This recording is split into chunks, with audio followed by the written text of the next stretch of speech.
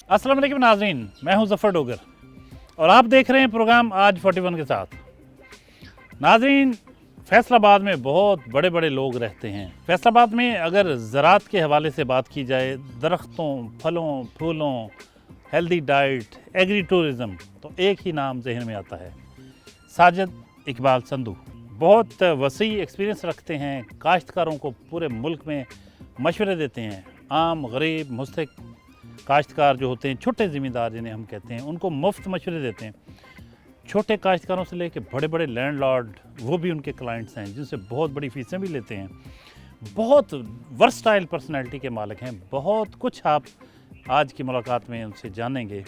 आइए मिलते हैं साजिद इकबाल संधू से। जी, हम साजिद इकबाल संधू साहब के घर पहुंच चुके हैं। आइए मिलते हैं। जी संधू साहब, कैसे हैं आप? मैं बिल्कुल खैरियत से जी, अल्लाह का शुक्र। आप सुनाएं, खैरियत से हैं? अल्हम्दुलिल्लाह। आप तो इतने मसरूफ़ हैं और दौरों पे रहते हैं। हमने कहा चलें इस बार तुर्की से वापस आते हैं, तो आज फिर संधू साहब को हर सूरत हमने घेर लेना है। जज़ाकल्लाह, आपकी मेहरबानी, आपने टाइम दिया। बहुत शुक्रिया। कैसा रहा आपका ये दौरा तुर्की? पहले ये तो बताइए कि गए किस काम के लिए थे? तुर्की में जी वहाँ पे एक बहुत बड़ी सीड एक्सपो हो रही थी, जहाँ पे पूरी दुनिया से सीड एक्सपो के ऊपर बीज को पैदा करने वाले, बीज की टेक्नोलॉजी और लेटेस्ट इनोवेशन जो है उसके मशीनरी का, एग्रीकल्चर की चीज़ों के मुतालिक वहाँ पे नॉलेज दिया जाना था। तो वहाँ पे बदकिस्मती की बात यह है कि वहाँ से हुकूमत पाकिस्तान या एग्रीकल्चर डिपार्टमेंट की तरफ से कोई बंदे जो है शेयर नहीं हुए, वहाँ पे नहीं गए। और वहाँ पे हम as an organisation green circle के तौर पे हमारी टीम जो थी पूरी की, हम तकरीबन कोई 5 लोग थे जी जो वहाँ पे गए और वहाँ पे वो तमाम चीज़ें सीखी, जानी जो दुनिया में इनोवेशन हो रही है हमारे शोबे के अंदर, ख़ास तौर पे एग्रीकल्चर सीड प्रोडक्शन के अंदर और मशीनरी के अंदर। तो वहाँ पे हमने बहुत सारे एग्रीमेंट्स किए ताकि वो चीज़ें जो हैं उनको पाकिस्तान के अंदर जो है बनाया जा सके, उन चीज़ों को पाकिस्तान के अंदर मैन्युफैक्चर किया जा सके और वो टेक्नोलॉजी पाकिस्तान के अंदर लेके आई जा सके। क्या आप समझते हैं कि पाकिस्तान अभी सीड प्रोडक्शन में और एग्री इंजीनियरिंग में काफ़ी पीछे है बाकी दुनिया से? सर, अब ये देख लें कि पाकिस्तान बने आज 70 साल से ज़्यादा अरसा हो चुका, आज तक हमारा एक भी हाइब्रिड बीज जो है, ख़ास तौर पे जो वेजिटेबल हाइब्रिड सीड है, वो यहाँ पे डेवलप नहीं हो सका।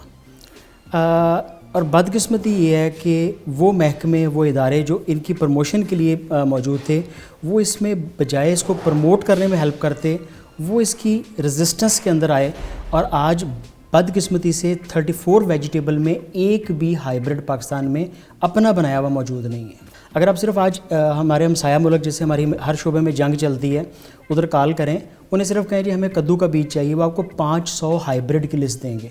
टमाटर के उनके पास 1000 से ज़ायद रजिस्टर्ड हाइब्रिड्स हैं। मिर्चों के उनके पास कम से कम 700-800 रजिस्टर्ड हाइब्रिड्स हैं। तो देखिए, हमारी सिर्फ बाउंड्री के पार वो मुल्क बैठा है। जैसे हम हर शोबे में लड़ना चाहते हैं या उससे आगे जाना चाहते हैं, तो हम एग्रीकल्चर में उससे इतना पीछे रह चुके हैं। ये बड़ा डिलेमा है। आप कैसे कर सकते हैं प्राइवेट सेक्टर में होते हुए?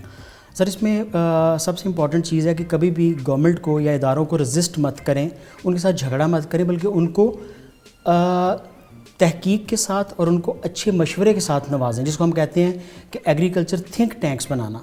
तो हम गवर्नमेंट को, उन इदारों को उस बारे में राय देते हैं, उनको इन्फॉर्मेशन देते हैं। फॉर एग्ज़ाम्पल, हमने पिछले दिनों एग्रीकल्चर डिपार्टमेंट को बड़े वाज़े तौर पे बताया कि पाकिस्तान के अंदर जो फास्फोरस के ज़खायर हैं, अगर सिर्फ 1 साल के लिए गवर्नमेंट वो सब्सिडाइज़ कर दे, तो वही DAP जो कि 13,000, 14,000 या बाज़ दफ़ा 15,000 रुपये भी चली जाती है, तो पाकिस्तान के अंदर उसको 2,000 रुपये में तैयार किया जा सकता है। इस पे हम बात जारी रखेंगे, लेकिन व्यूअर्स को हम बताना चाह रहे हैं कि साजिद इकबाल संधू बेसिकली कौन है?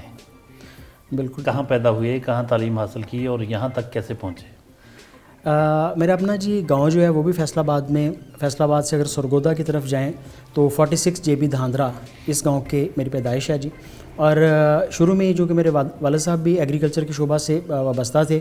बकिया पूरी फैमिली जो थी वो पुलिस डिपार्टमेंट में थी और सर्विसेज में थी। मेरे वालिद साहब जो थे वाहिद थे जो कि अपनी फैमिली में पुलिस से बाहर निकल के शोबा ज़राअत में वो आए और बाद में वो डायरेक्टर कॉटन तक गए, उदय तक। तो उन दिनों में उनकी पोस्टिंग फिर जो थी वो रायवंड में थी। तो रायवंड में एक बहुत बड़ा एग्रीकल्चर का रिसर्च फार्म था जहाँ पे कॉटन की रिसर्च होती थी। तो फिर मेरा बचपन वहीं पे गुजरा, ज़ाहिर उनकी पोस्टिंग वहाँ पे थी। तो ابتدائی کچھ 6 سال وہاں پہ گزرے اور اس کے بعد پھر ہم فیصل آباد میں شفٹ ہو گئے. یہیں پہ پڑھے, یہیں پہ بڑھے. فیصل آباد میں زرعی یونیورسٹی میں تعلیم مکمل کی, زرعی یونیورسٹی فیصل آباد میں. اور پھر زرعی یونیورسٹی فیصل آباد میں جب میری ایجوکیشن مکمل ہوئی تو اس کے بعد میں نے یہیں پہ درس و تدریس کا سلسلہ شروع کیا. میں نے کوئی تقریباً 7 سال سے زائد عرصہ یہاں پہ as a teacher, as a lecturer کے طور پہ پڑھایا. اور میرا شعبہ جو ہے جی وہ تھا plant breeding and genetics. Plant breeding and genetics جو ہے یہ وہ شعبہ ہے کہ جس کے ذمے بیج پیدا کرنا ہوتا ہے, اچھی کوالٹی کے بیج انٹروڈیوس کروانا ہوتا ہے. اور مجھے بڑا فخر ہے کہ جی ہم نے زرعی یونیورسٹی میں اور ایوب سرچ میں رہتے ہوئے ہم نے بے شمار لوکل بریڈز جو ہیں جس کو ہم دیسی قسمیں کہتے ہیں اس میں اچھی سے اچھی قسمیں جو تھیں متعارف کروائیں. لیکن ظاہر ہے جی ایک جگہ پہ جا کے آپ کی ریزسٹنس یا رکاوٹ آتی ہے. میں نے 3 سال as a chairman research board کے طور پہ ایگرونومی کی ریسرچ کو ہیڈ کیا پنجاب میں. تو یہ بھی ایک بڑا ڈیلیما تھا. وہاں پہ ہم نے جو ریسرچ دیکھی ان چیزوں کو اپ ٹو دا مارک نہیں کیا جاتا یا ذمہ دار کی ضرورت کے مطابق نہیں کیا جاتا. آپ نے یونیورسٹی کب چھوڑ دی؟ میں نے یونیورسٹی جی 2010 میں 2010 میں. کیوں چھوڑنا پڑا جی؟ اس کی وجہ شاید میں اس فریم کے لیے پورا نہیں تھا. اس فریم کے لیے جب پورا نہیں ہوتے نا, انہوں نے کہا تھا کہ آپ 100 چڑیوں میں سے ایک چڑیا کو رنگ لگا دیں تو بقیہ اس کو ٹھونگے مار مار کے مار دیتی ہیں. تو یونیورسٹی کو چھوڑنے کی وجوہات کچھ ایسی بنی تھیں کہ جب آپ اس سیٹ پہ ایڈجسٹ نہ ہو رہے ہوں تو پھر آپ کو کبھی چھوڑنا پڑتا ہے. مجھے جب 1 مہینے میں کوئی 3 دفعہ ٹرانسفر کیا گیا تو اس کے بعد میں نے ایک لمبی چھٹی لی اور میں نے کچھ سینئرز کی, کچھ پولیٹیشین کی کنسلٹنسی کو جوائن کیا. مجھے USAID نے پاکستان میں اپنا ماسٹر ٹرینر مقرر کر دیا. تو پھر مجھے بہت بہتر فیل ہوا کہ میں پڑھانے اور درس و تدریس سے بہتر ایک بڑے براڈر اسپیکٹرم کے اوپر جو ہے وہ چلا جاؤں. تو پھر 2010 میں نے اس کو چھوڑا اور میں نے USAID کو جوائن کر لیا. اتنی مصروف لائف رہی آپ کی ینگ ایج میں ہی, تو شادی کب ہوئی اور کیسے ہوئی؟ شادی جو ہے جی بالکل فیصل آباد میں ہوئی اور ارینج میرج تھی. لیکن وہ آلریڈی بھی بڑے اچھے شعبہ تعلیم سے وابستہ تھے. میرے فادر ان لا جو ہیں فیصل آباد کے حلقوں میں بڑے جانے پہچانے جاتے ہیں, پروفیسر جاوید اسلم باجوہ صاحب. تو میری مسز بھی جو ہیں وہ بھی ٹیچنگ میں ہیں جی, وہ انگلش میں اور GC وومن یونیورسٹی میں. چونکہ آج ورکنگ ڈے تھا, ہمارے ساتھ ادروائز ہونا تھا, تو آج ورکنگ ڈے کی وجہ سے وہ بھی یونیورسٹی میں ہیں. تو یہ ساری ارینج میرج اور 2005 میں اراؤنڈ 19 ایئرز بیک. اب تو ماشاءاللہ بچے بھی جو بڑے ہیں جی سارے. کتنے بچے ماشاءاللہ؟ 3 بچے ہیں جی, 2 بیٹے اور 1 بیٹی. بلکہ بھی آپ کو وہ کچن گارڈن پہ کام کرتے ہوئے ملیں گے جی. جی ناشتے کی میز ہے. ساجد اقبال سندھو صاحب ہیں, ان کے صاحبزادے موجود ہیں. ان کی اہلیہ محترمہ ایک یونیورسٹی میں پڑھاتی ہیں اور اہم عہدے پہ ہیں. وہ اس وجہ سے آج ورکنگ ڈے ہونے کی وجہ سے وہ یہاں موجود نہیں ہیں. ایک صاحبزادی, 2 بیٹے, 1 بیٹی ہے ان کی. اور اس وقت ناشتے کی میز پر ان سے ہم گفتگو کرتے ہیں. اور ساجد اقبال سندھو صاحب چونکہ گرین سرکل کے CEO بھی ہیں, جو زرعی مشورے بھی دیتے ہیں اور عملی معاونت بھی فراہم کرتے ہیں ملک بھر میں. اور سندھ میں بھی بہت بڑے بڑے جو جاگیردار ہیں, بڑے بڑے لینڈ لارڈز ہیں وہ, اور ان کے جو فارم ہیں زرعی فارم, وہ ان سے مشاورت لیتے ہیں اور ہیوی فیسز ان کو فراہم کرتے ہیں. ساجد اقبال سندھو صاحب سے یہ بھی جانتے ہیں کہ وہ ہیلدی فوڈ کے لیے بھی ان کا بہت کام ہے. تو خود جو کھانا کھاتے ہیں وہ کیسا ہوتا ہے یہ بھی جانتے ہیں ان سے. سندھو صاحب فرمائیے گا, آپ کی تو ماشاءاللہ اتنی ڈائیورسٹی ہے آپ کے کام میں. زرعی مشورے جو دیتے ہیں آپ, جو زرعی معاونت فراہم کرتے ہیں عملی, اس پہ تو ہم بعد میں بات کریں گے. ابھی ہمیں چونکہ ناشتے کی میز پہ ہیں تو ہمیں کھانے کے حوالے سے بتائیے کہ آپ کی کیا کھانے میں کیا چوائس ہوتا ہے آپ کا, اور آپ کے ناشتے میں کیا چیزیں لازمی شامل ہوتی ہیں؟ سب سے پہلے تو ہمیں ایز اے نیشن جاننا چاہیے کہ جو ہاسپٹلز میں پڑے ہوئے مریض ہیں وہ 80% خوراک کی کمی یا زیادتی کی وجہ سے ہیں. بیماری وہ ہوتی ہے جو کہ کسی بھی بیکٹیریا سے, وائرس سے یا ان چیزوں سے ہو, جو خوراک کی کمی زیادتی سے ہونا وہ اس کو ہم بڑے آسانی کے ساتھ سیٹل کر سکتے ہیں. جیسے کہ اس وقت this is very new thing I think, مطلب یہ زیادہ تر بیمار جو ہیں وہ کھانے کی وجہ سے ہیں. لوگ یہ کم کھاتے ہیں یا زیادہ کھاتے ہیں, یعنی یا خوراک کی کمی کا شکار ہوتے ہیں لوگ یا زیادتی کا شکار ہو کے ہسپتالوں میں جاتے ہیں. باقی وائرس, بیکٹیریا یا باقی جو بیماریوں کے ذرائع اس سے لوگ کم متاثر ہوتے ہیں, باقی زیادہ تر خوراک کی وجہ سے ہوتے ہیں. یہ بات آج संधू साहब यही कहना चाह रहे हैं आप? اس کے علاوہ آپ چیز دیکھیے گا کہ ہمارے جو ڈاکٹرز ہیں، میں نے اکثر ان سے یہی بات پہ، میرے جو دوست ہیں اور خاص طور پہ جو وائس چانسلر ہیں اس یونیورسٹی کے، ان سے بات میری یہی ہوتی ہے کہ آپ ڈاکٹرز کو ڈیورنگ ایجوکیشن یہ چیپٹر ہی نہیں پڑھاتے. ان کو میکسیمم یہ پتہ ہوتا ہے کہ آپ نے بیماری کے بعد جو ہے دلیا کھانا ہے یا کیلا کھانا ہے یا آپ نے جو ہے وہ فلاں چیز کھانی. یہ 3 چیزوں پہ ان کی سائنس ختم ہو جاتی ہے. تو اچھی خوراک کہاں سے شروع ہوتی ہے؟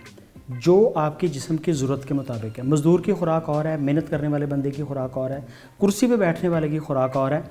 ایز این ایگریکلچرسٹ تو ہمارا کوشش اور خواہش ہوتی ہے کہ ہم لوگوں کو بتائیں کہ اچھی خوراک کہاں سے شروع ہوتی ہے. ویجیٹیبل، سبزی کو ہماری قوم جو ہے صرف گندم کو دھکا لگانے کے لیے استعمال کرتی ہے کہ ہم نے گندم کو ساتھ لپیٹنا ہے اور لپیٹ کے اس کو دھکا لگانا ہے، اور اس سے ہمارا گلائسیمک انڈیکس جو ہے، یعنی کہ خون میں آپ کی گلوکوز یا شوگر شامل ہونے کی ریشو خوفناک حد تک بڑھ جاتی ہے. تو گورا کیا کرتا ہے، پوری دنیا میں کیا کرتے ہیں، وہ ویجیٹیبل کو ایز اے ویجیٹیبل کھاتے ہیں، وہ چمچوں کے ساتھ کھاتے ہیں. وہ اپنا باؤل بناتے ہیں، جیسے کہ یہ باؤل بنا ہوا ہے، یہ ویجیٹیبل اسٹیمڈ ویجیٹیبل ہے. اس کی بات کر رہے ہیں میں اسی کی بات کر رہا ہوں. یہ دیکھیے، دکھائیں نا. اب یہ دیکھیں، اس میں اس سیزن کی تمام ویجیٹیبل جو ہیں وہ موجود ہیں، جیسے کہ مٹر ہیں، جیسے گوبھی ہے، جیسے گاجر ہے، جیسے شملہ مرچ ہے. ان تمام چیزوں کو اوون میں اور اس کو سٹیم کر کے جو ہے بنایا گیا ہے، اور اس کے اوپر اولیو آئل استعمال کیا گیا ہے. اب یہ باؤل جو ہے یہ 2 بندوں کی ایک خوراک کے لیے کافی ہے، اور اس میں خاص طور پہ ہم ایگ شامل کرتے ہیں. اس خوراک میں کہیں اس پہ میں ایگ بھی شامل کیا ہوا ہے؟ اس میں ایگ بھی شامل ہے.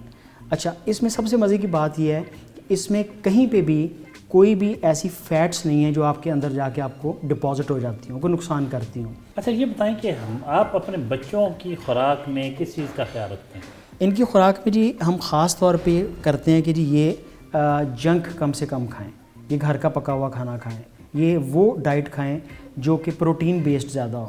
پھر ان کی جو انرجی کے اوپر ہے، فار ایگزامپل ان کی خوراک میں ایک بڑی اہم چیز، ہم ان کو ہنی کھلا رہے ہیں، ہم ان کو دہی کھلا رہے ہیں، ہم ان کو دودھ پلا رہے ہیں. یہ وہ تمام چیزیں ہیں جو ان کی ہیلتھ کے لیے بڑی اچھی ہیں. بیٹا کیا نام ہے آپ کا؟ اسید احمد. ہاں ماشاء اللہ. تو کون سی کلاس میں پڑھتے ہیں؟ 4 میں. آپ اپنے پاپا کی باتیں سن رہے ہیں؟ ہاں جی سن رہا ہوں. ماشاء اللہ. تو یہ جو آپ کو ہیلتھ کے بارے میں مشورے دیتے ہیں، اچھی خوراک کے بارے میں مشورے دیتے ہیں کہ یہ کھانا چاہیے، یہ نہیں کھانا چاہیے، دیتے ہیں ایسے کو مشورے؟ تو آپ اس پہ عمل کرتے ہیں؟ یہ تو خود ویجیٹیبل اگاتے ہیں، یہ تو خود اگاتے ہیں ساری. بتائیں کون تو کون سی چیز اگاتے ہیں؟ یہ آپ خود بھی کچھ اگاتے ہیں؟ اور بروکلی بھی اچھا چھت پہ اگاتے ہیں؟ نہیں، فارم پہ اگاتے ہیں. فارم پہ اگاتے ہیں. اچھا خود جا کے آپ کرتے ہیں؟ ہاں اس جی. کا فارم ہمارے گھر کے بالکل پاس ہے جی. ابھی آپ کو اس کا فارم بھی ہم دکھاتے ہیں. اچھا ویری گڈ، زبردست. تو پاپا ڈانٹتے تو نہیں ہیں؟ نہیں ڈانٹتے. اچھا مارتے؟ نہیں مارتے بھی نہیں ہیں. پیار کرتے ہیں؟ ہاں جی. ویری گڈ، بڑے اچھے ہیں آپ کے پاپا. السلام علیکم. وعلیکم آپ کا نام السلام. کیا ہے؟ عبداللہ. آپ کون سی کلاس میں پڑھتے ہیں؟ 3. 3 میں. آپ چھوٹے ہیں ان سے؟ جی. بھتیجی آپ کے بھتیجے ہیں جی؟ اچھا ماشاء اللہ. اچھا انکل کے بارے میں کچھ بتائیں. آپ کو کوئی خاص چیز کہتے ہیں یار یہ کھایا کرو، یہ نہ کھایا کرو؟ ہاں جی. اچھی اچھی چیزیں لا کے دیتے ہیں. جی. آپ کا نام کیا ہے؟ میرم. ماشاء اللہ. تو انکل کے بارے میں کچھ بتائیں گے؟ یہ کوئی کھانے پینے کے بارے میں کوئی آپ کو کچھ کہتے ہوتے ہیں کہ یہ کھائیں یہ نہ کھائیں؟ جی جیسے ویجیٹیبلز اینڈ فروٹس کھانے چاہیے، اور جو باہر کی گندی چیزیں ہوتی ہیں وہ نہیں کھانی چاہیے. اوہ ویری گڈ، ایکسیلنٹ. آپ کا نام کیا ہے؟ زیان. آپ کون سی کلاس میں پڑھتے 6. ہیں؟ ماشاء اللہ. آپ کے انکل ہیں ہاں سندھو جی. صاحب، کوئی ان کی بہت اچھی سی بات بتائیں. پیار کرتے ہیں یا مارتے ہیں، ڈانٹتے ہیں؟ نہیں پیار کرتے ہیں. اچھا ویری گڈ.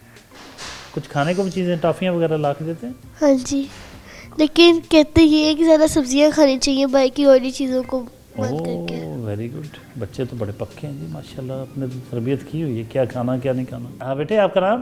سمل فاطمہ. ماشاء اللہ کتنا پیارا نام. آپ کے پاپا کچھ ان کے بارے میں بتائیں، کیسے ہیں؟ ڈانٹتے ہیں، مارتے ہیں، نہیں پیار کرتے ہیں؟ کرتے ہیں. اچھا چیزیں بھی لا کے دیتے ہیں باہر سے یا گھر سے کھلاتے ہیں؟ 22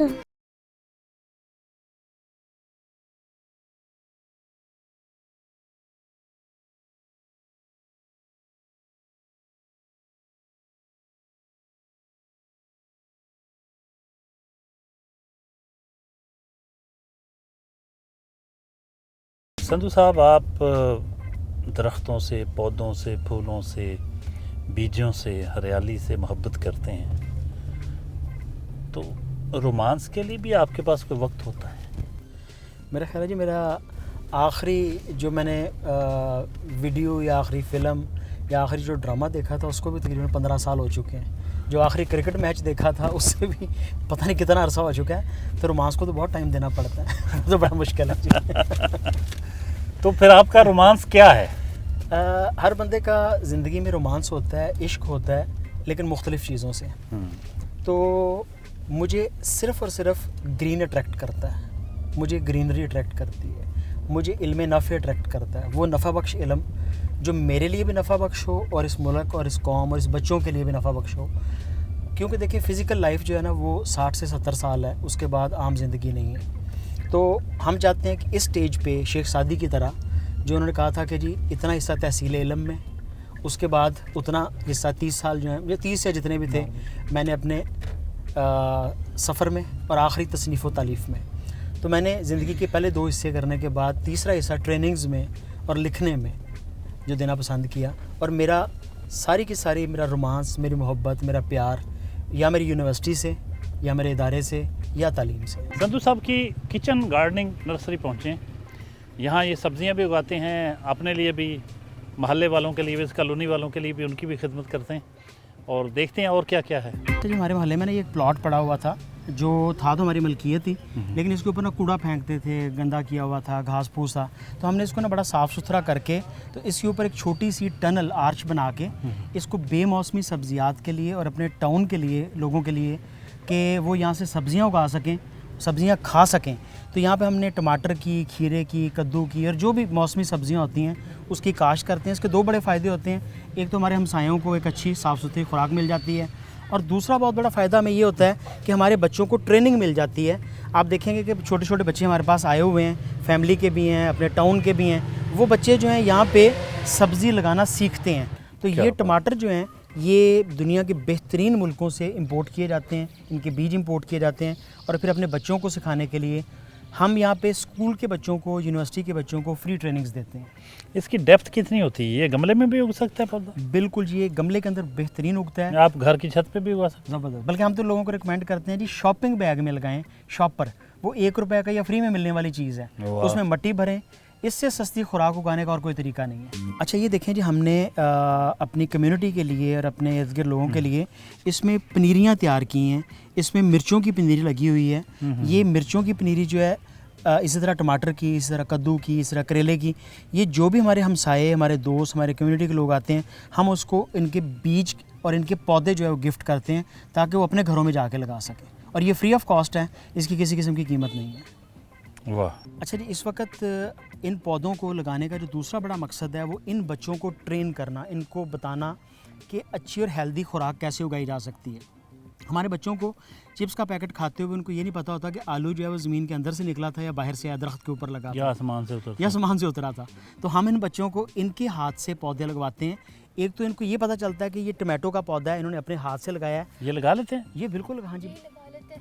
کون سے پودے لگاتے ہیں جی, بتائیں جی. آپ سندھو صاحب کی صاحبزادی ہیں؟ جی, میں ان کی بڑی بیٹی ہوں. اچھا, آپ کون سی کلاس میں پڑھتی ہیں؟ میں 9th کلاس میں. ابھی آپ کے بارے میں بتا رہے تھے کہ یہ سب کچھ, یہ بلکہ اپنی فیس بھی سارا کچھ خرچے خود ہی کرتی ہیں؟ جی, ہم سارے خرچے یہاں سے نکال لیتے ہیں فارم سے. تو آپ کو یہ سارا کیسے آ گیا سب کچھ؟ بابا نے سکھایا سارا کچھ, بیج لگانا, اگانا, سارا کچھ. اچھا جی, ویری گڈ. یہ نرسریز تیار کرتے ہیں جی, چھوٹے پودے تیار کرتے ہیں, اس کو پھر کمرشلی بیچتے ہیں اور اس سے یہ بڑے اچھے پیسے کماتے ہیں. اور اس کا جو ویسے پھل ہے یہ کمیونٹی میں یہ فری آف کاسٹ دیتے ہیں جی. یہ بتائیے گا جی کہ بچوں کو کیسے ٹرین کرتے ہیں, یہ کتنی عمر کے بچے جو ہیں وہ آپ سے سیکھ لیتے ہیں؟ السلام علیکم. جی دیکھیں, یہ تو بچوں کے انٹرسٹ پہ ڈیپینڈ کرتا ہے. ویسے اگر اچھے ماحول میں بچوں کو سکھایا جائے تو بچے ایکٹیویٹی کی طرح انجوائے کرتے ہوئے بڑے مزے سے سیکھتے ہیں. تو پھر جیسے گرمیوں کی سبزیاں لگانے کا سیزن ہوتا ہے تو ان کی ٹریننگ دیتے ہیں, تو وہ بھی بچے ساتھ ساتھ میں پرفارم کرتے ہیں, سیکھتے ہیں. اور جیسے آپ ونٹر ویجیٹیبلز کا ہے تو بچے ہمارے ساتھ وہ بھی لگا رہے ہیں, سیکھ رہے ہیں, اور اپنے فرینڈس کو بھی اس میں انوالو کرتے ہیں اور بہت انجوائے کرتے ہیں اسے. بہت شکریہ, تھینک یو. کیا آپ سمجھتے ہیں کہ پاکستان جو ایک زرعی ملک کہلاتا ہے اس کی زراعت کے ساتھ انصاف ہو رہا ہے؟ پاکستان میں پچھلے 70 سال سے جو کچھ ہم دیکھتے آ رہے ہیں، نہ تو یہاں پہ ہائیبرڈ بیج بن سکے، نہ یہاں پہ ہم اپنی کھادیں مینوفیکچر کر سکیں. ہمارے پاس کھادیں مہنگی ہیں، ہمارے پاس بیج مہنگے ہیں، ہمارے پاس ٹیکنالوجی موجود نہیں ہے.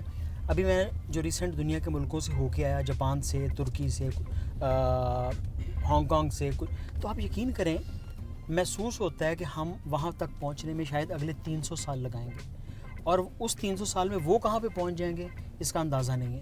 اور آج بھی اگر دنیا گلوبل ولیج نہ بنتی، یہ ونڈو اوپن نہ ہوتی، تو شاید ہمیں یہ بھی جانکاری نہ ہو پاتی کہ وہ کتنا آگے چلے گئے. آپ کے خیال میں پاکستان زراعت اور لائف سٹاک ان پر اگر معیشت کا انحصار کرے اور انہیں اپنی معاشی ترقی کے لیے یوز کرے صحیح معنوں میں، تو کیا ہم اپنی مشکلات مکمل طور پر ختم کر سکتے ہیں؟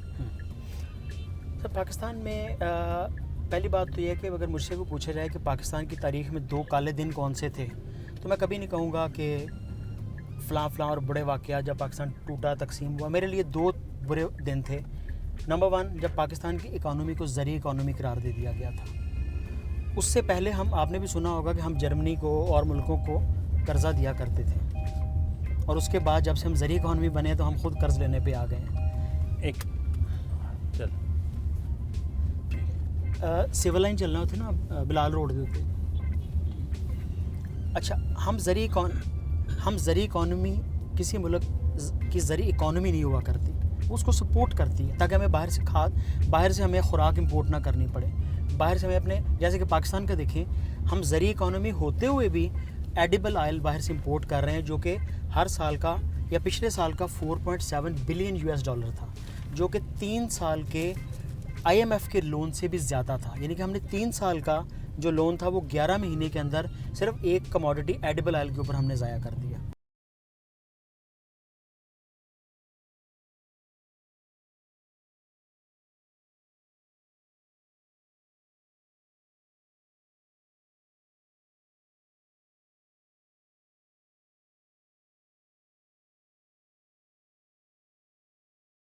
جو سب کے ادارے گرین سرکل کے آفس پہنچے ہیں سول لائن میں، آئیے لیے سر. تو صاحب یہ بتائیے، یہ گرین سرکل آپ کا جو ادارہ ہے، جوائنٹ وینچر آپ کا ہے، اور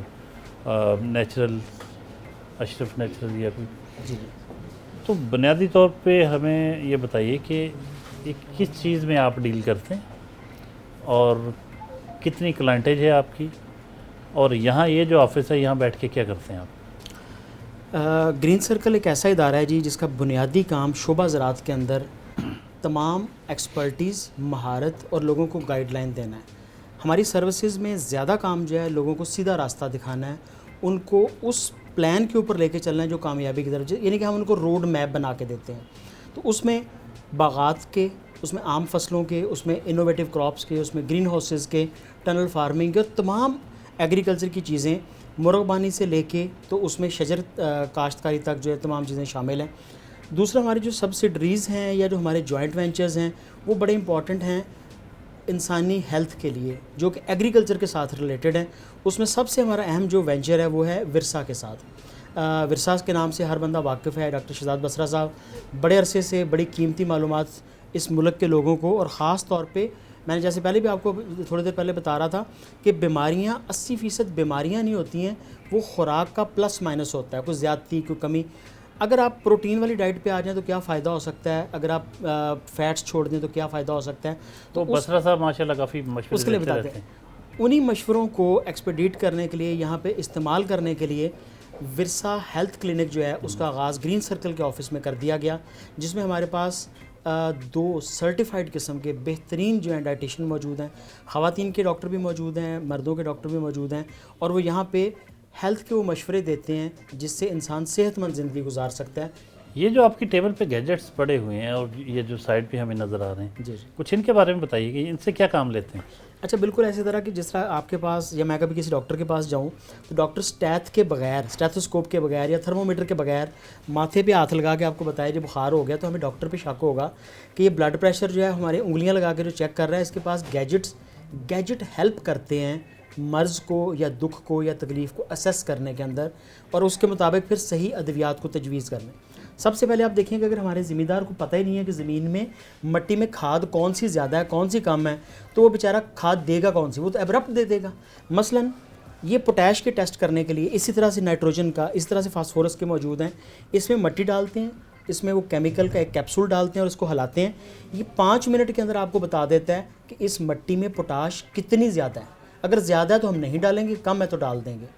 اسی طریقے سے یہ انسٹرومنٹس ہیں جو کہ بتاتے ہیں کہ پانی کب لگانا چاہیے, پی ایچ کتنی ہونی چاہیے. اس کو زمین کے اندر ہم دسا دیتے ہیں اور وہاں پہ یہ زمین کے اندر آپ کو بتاتا ہے کہ پانی کی کمی یا زیادتی اس کے اندر کتنی ہے. نمکیات کو اور پانی کو چیک کرنے کے لیے, پانی کے 11 مختلف پیرامیٹرز کو چیک کرنے کے لیے ہمارے پاس یہ اس کی چیکنگ پنز ہوتی ہیں, سٹرپس ہوتی ہیں.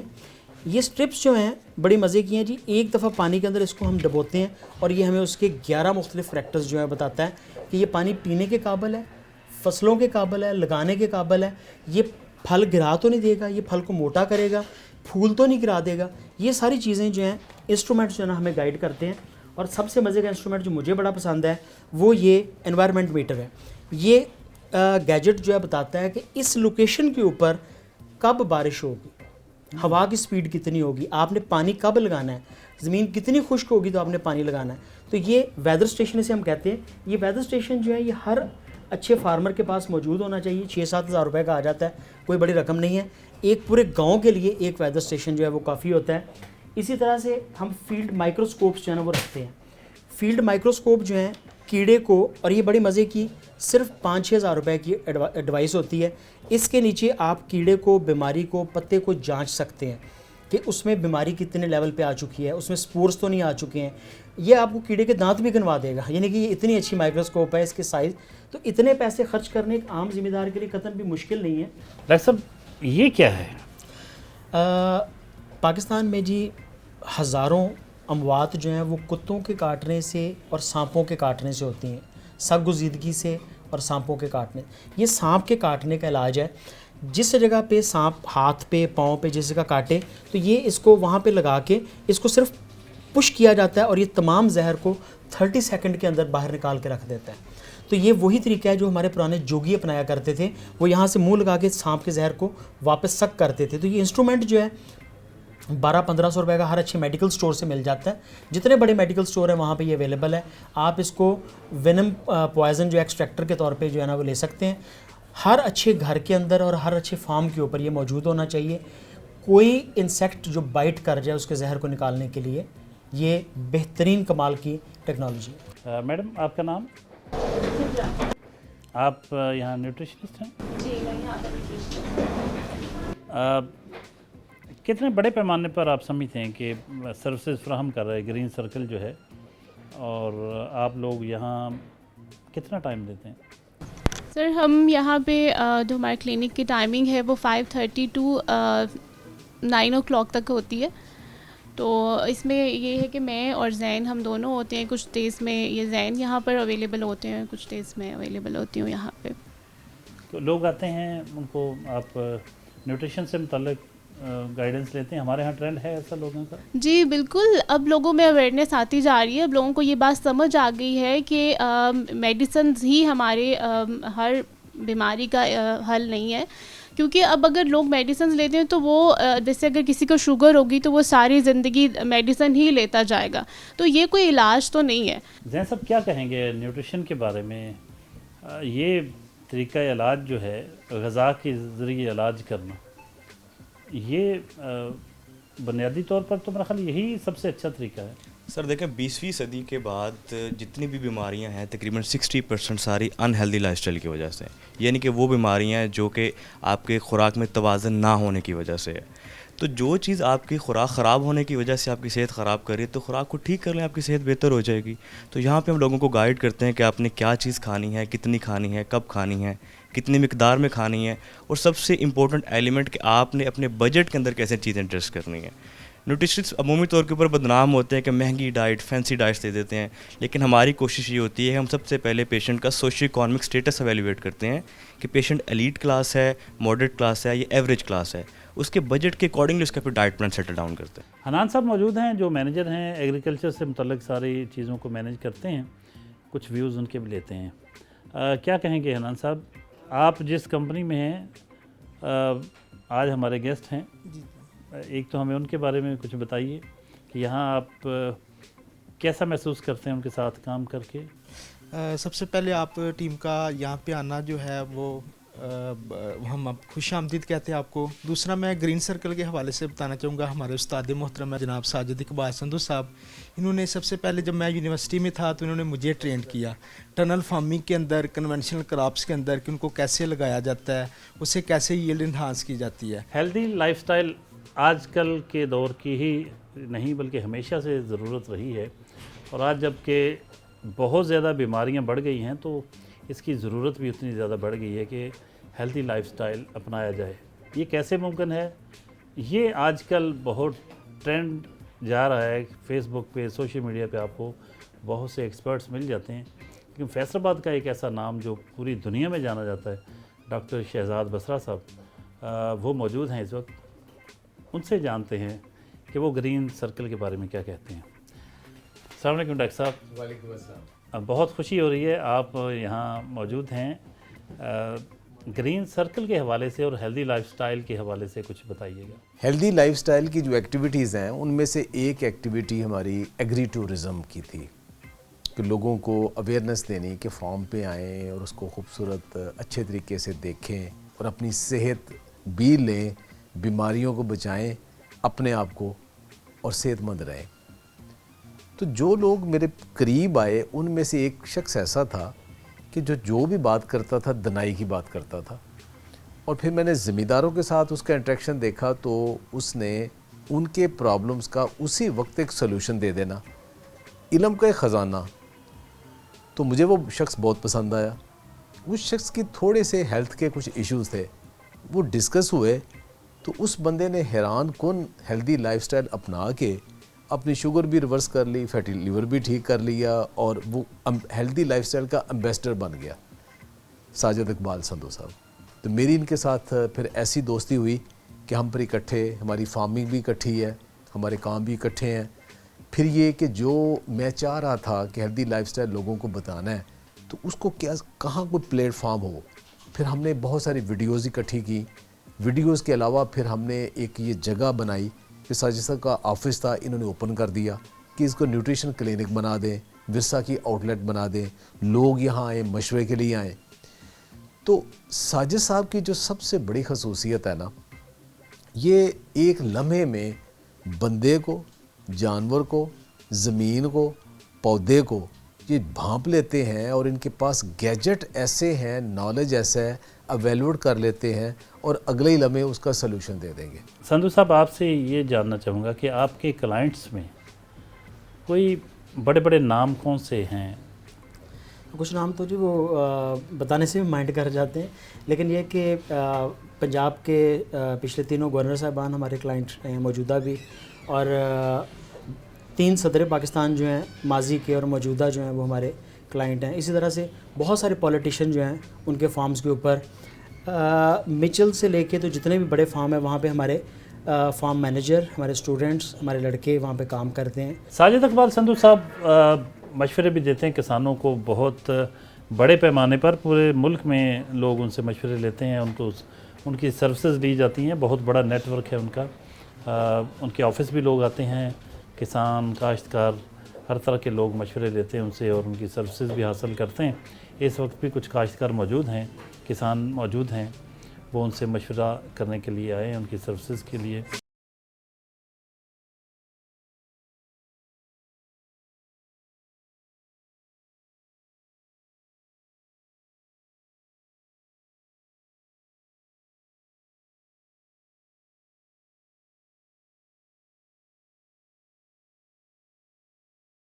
آپ کی کیا خواہش ہے کوئی ایسی جو بہت شدت سے کار فرما ہو آپ کے ذہن میں کہ کاش ایسا ہو جائے, یا اس کے لیے آپ کرنے کی جستجو کر رہے ہوں, ارادہ رکھتے ہوں؟ میری 2 خواہشات بڑی شدت سے ہیں کہ ایک تو یہ کہ پاکستان کو کوئی ایسا एग्रीकल्चर का लीडर मिल जाए, मैं पूरी सियासत की नहीं बात कर रहा, एग्रीकल्चर का, जो यहाँ पे शजरकारी को फ़रोग़ दे दे, जो यहाँ पे दरख्त लगाने को लाजम करार दे दे, हर रसूम पे, चाहे वो शादी हो, चाहे फौतगी हो, चाहे बच्चे पैदा हों, हर मौके के ऊपर यौम आज़ादी मनाना हो, जश्न आज़ादी मनाना हो, उस पर दरख्त लगाने। हमने पे तहरीक शुरू की थी झंडियों के बजाय दरख्त लगाने की, माशाल्लाह लाखों दरख्त लगा लिए। दूसरी बहुत बड़ी ख्वाहिश ये है कि पॉलिसी मेकर को सही मिल जाए, जो इस ज़री इकॉनमी को वाकई ज़री इकॉनमी बना सके। वो बंदा चाहिए, वो ऐसा लीडर चाहिए, या कम से कम पॉलिसी मेकर चाहिए जो पाकिस्तान की एग्रीकल्चर को समझता हो, जानता हो, दुनिया के साथ तकाबल कर सकता हो, और कहाँ कहाँ पे कोई चीज़। मुझे याद है जी, मुझे एक दफ़ा इंटरव्यू में पूछा गया था, जब मैं पाकिस्तान के एक बहुत बड़े इदारे को हेड करने के लिए जा रहा था, तो उन्होंने मुझे पूछा था कि आप पाकिस्तान की एग्रीकल्चर एक्सपोर्ट को कैसे ऊपर लेके जाएंगे। तो मैंने बड़ा मुख्तसर सा जवाब दिया था कि सर, इससे नीचे नहीं जाने दूंगा, क्योंकि इससे नीचे गुंजाइश ही नहीं है। हम पूरी दुनिया में 0.03% एग्रीकल्चर एक्सपोर्ट के ऊपर बैठे हुए हैं, हॉर्टिकल्चर एक्सपोर्ट के ऊपर। Agree tourism development corporation of Pakistan के ऑफिस पहुँचे हैं। साजिद इकबाल संधू साहब डीजी हैं पंजाब के agree tourism development corporation of Pakistan के। यहाँ देखते हैं कि वो किस तरीके से एग्रीकल्चर को डेवलप करने के लिए क्या प्लान हैं, क्या कुछ करते हैं। आइए उनके ऑफिस चलते हैं। ये जी agree tourism development corporation of Pakistan जो आप लोगों ने बनाई हुई है, ये और ये जो कादर बख्श नर्सरी फार्म, इसके बारे में कुछ बताइए। ये कॉन्सेप्ट कैसे आया, और ये इतनी खूबसूरत नर्सरी, और ये जो घर है, ये दरख्त, ये हरियाली सब्ज़ा, ये आपका कितने लोग इसमें शामिल हैं? देखें जी, ओनरशिप जो है ये तो ज़मीन की, और जो है ये कादर बख्श नर्सरी की और तारिक तनवीर साहब की है। लेकिन इसमें एक जो नेशनल लेवल पे प्रोजेक्ट शुरू किया गया वो था agree tourism development corporation of Pakistan का, और यहाँ पे आगाज़ किया गया इस पुराने बरगद के दरख्त को, बैनियन ट्री को यहाँ पे लगाने में। अब जिस जगह पे हम खड़े हुए हैं, सारा एक दरख्त के ऊपर बना हुआ एक ट्री हाउस है। इस ट्री हाउस की जो मिकदार या जगह अभी तो ये कनालों में है, आने वाले दिनों में शायद ये एकड़ों पे फैल जाएगा। इसको 60 साल की उम्र का किसी ने उखाड़ के फेंका, और हम उठा के इसको यहाँ पे ले आए। तारिक तनवीर साहब ने इस दरख्त को गोद ले लिया, तो आज यहाँ पे भी इसको लगे हुए कुछ 6 से 7 साल हो चुके हैं। यहाँ पे एग्री टूरिज़म का कॉन्सेप्ट ये था कि हम काश्तकार को ये बताना चाहते थे कि जो आप उगाते हैं उसको उगा के तो पैसे कमा रहे हैं, लेकिन उसको दिखा के भी पैसे कमाएं। अच्छा, ये बताइए कि ये जो इतना खूबसूरत ये बड़ का दरख्त है, जी जी, इसकी आप तारीख बता रहे हैं कि 60-70 साल पुराना है। जी जी, और इसको एक क्रेन के ज़रिए लेके आए इधर, और अब 6-7 साल से इधर भी लगा है। अब नई शाखें इसकी बन रही हैं, नए तने बनेंगे। तो इस दरख्त की उम्र तकरीबन काफ़ी लंबी होती है। ये जी रिलीजियस ट्री है हमारे बर सग़ीर का, और इसकी जो तारीख़ है वो बताती है कि ये आम तौर पे 700-800 साल से लेके 1100 साल तक ज़िंदा रहता है। ये इसकी एक नॉर्मल सी लाइफ है। दुनिया में जो बड़ी उम्र के पौधे हैं उसमें खजूर भी है, और उसमें ऑलिव भी है, जैतून भी है। जैतून को तो कभी किसी ने मरते देखा ही नहीं है ना, तो जैतून और इस तरह के पौधों की लाइफ बहुत लंबी है। ये बड़े सग़ीर का पौधा है, हमारे इलाके का पौधा है, नेटिव है, और यहाँ पे इसकी उम्र जो है वो 1100 साल तक बड़े आराम से चली जाती है। अच्छा, ये बताइए कि एग्री टूरिज़म में गवर्नमेंट आपको क्या सपोर्ट कर रही है या कर सकती है? मेरे ख्याल में जी इस वक्त पाकिस्तान में टूरिस्ट को बाहर से लाने की बड़ी ज़रूरत है, और एग्री टूरिज़म जो है इसमें हमारे तकरीबन 21 मुल्कों का इत्तेहाद, और इसके बारे में उसमें गवर्नमेंट जो है बहुत बड़ी सपोर्ट दे सकती है, दे रही है।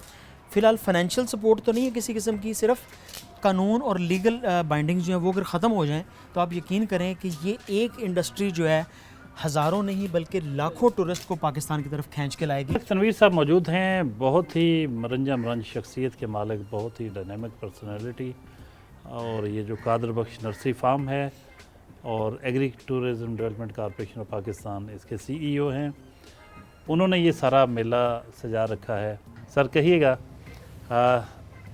ये सब क्या है, कैसे हुआ? Thank you very much doctor साहब। पहले तो आपका बेहद शुक्रिया कि आप हमारे फार्म पे तशरीफ़ लाए।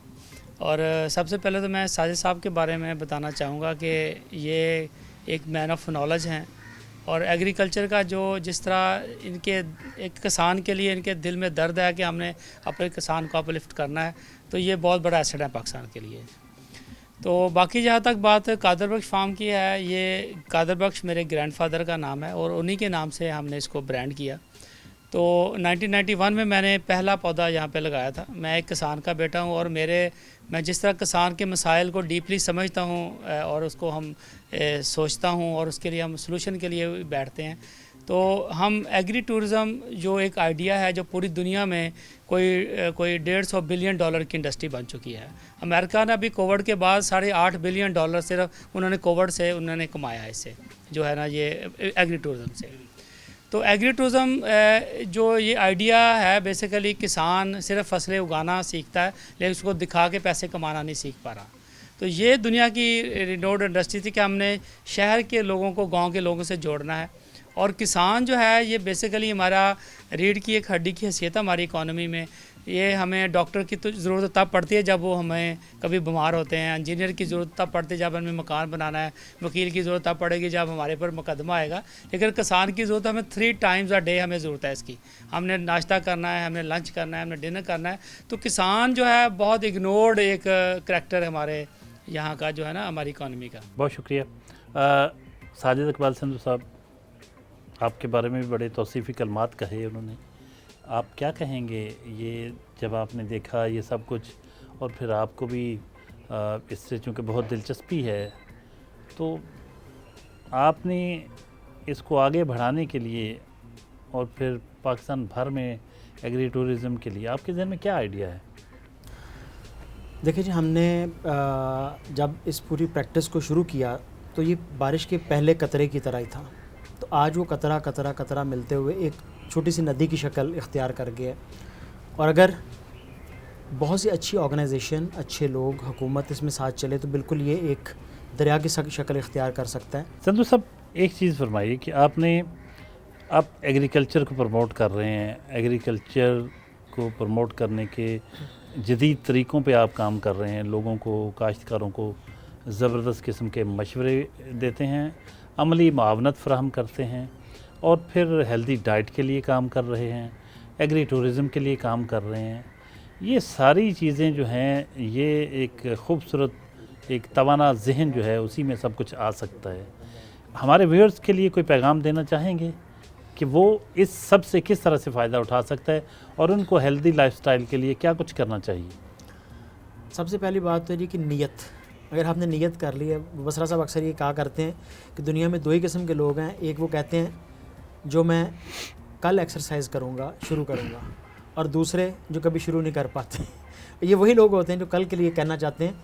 تو جو اگر آپ نے سوچ لیا ہے تو آپ اپنے لائک مائنڈیڈ لوگوں کے ساتھ جو ہے وہ رہنا شروع کریں. دوسری چیز, وہ ویڈیوز اور وہ چیزیں دیکھیں آپ چل کے فیصل آباد تو نہیں آ سکتے پوری دنیا سے, لیکن جو ورثہ کے اوپر پڑی ہوئی وہ ویڈیوز ہیں جس میں ہیلتھ کے بارے میں بتایا گیا, آگہی دی گئی, نالج دیا گیا. ہم نے تو اپنا علم جو تھا وہ یوٹیوب کے اور فیس بک کے اور سوشل میڈیا کے سپرد کر دیا. ضروری نہیں کہ سوشل میڈیا کو برائی ہو, اس کے اوپر بڑی اچھی چیزیں بھی موجود ہیں. آپ اگر شوگر پیشنٹ ہیں تو شوگر کی ویڈیو دیکھ لیں, اگر آپ دل کے مریض ہیں تو دل کی ویڈیوز دیکھ لیں, اگر آپ اچھی خوراک کھانا چاہتے ہیں تو اچھی خوراک کی ویڈیو دیکھ لیں, آرگینک کھانا چاہتے ہیں تو آرگینک کیسے لے سکتے ہیں, اچھی ایگریکلچر کرنا چاہتے ہیں تو اچھی ایگریکلچر کے طریقے ہم نے اس کے اوپر ڈال دیے. ہم 1 ایکڑ سے زیادہ آمدنی لینے کے طریقے بتاتے ہیں, لوگوں کو گائیڈ کرتے ہیں. یاد رکھیے گا کہ سب سے پہلی اور ضروری شرط جو ہوتی ہے کسی بھی کاروبار میں, کسی بھی منافع میں, وہ گائیڈ کرنا ہے, وہ رستہ دکھانا ہے. بہت شکریہ, thank you very much Sindhu صاحب. یہ تھے ساجد اقبال سندھو. ساجد اقبال سندھو ایکسپرٹ ہیں, انٹرنیشنل ایکسپرٹس ہیں ایگریکلچر کے, ٹورزم, ایگری ٹورزم کے, ہیلدی لائف سٹائل کے. آج کی دن بھر کی ایکٹیویٹی آپ نے دیکھی, ان کی گفتگو سنی, بہت پرمغز گفتگو تھی. ہم توقع کرتے ہیں کہ آپ کو اس سارے پروگرام میں بہت اچھا لگا ہوگا. اگلے ہفتے نئے مہمان کے ساتھ حاضر خدمت ہوں گے. تب تک کے لیے اجازت. اللہ نگہبان.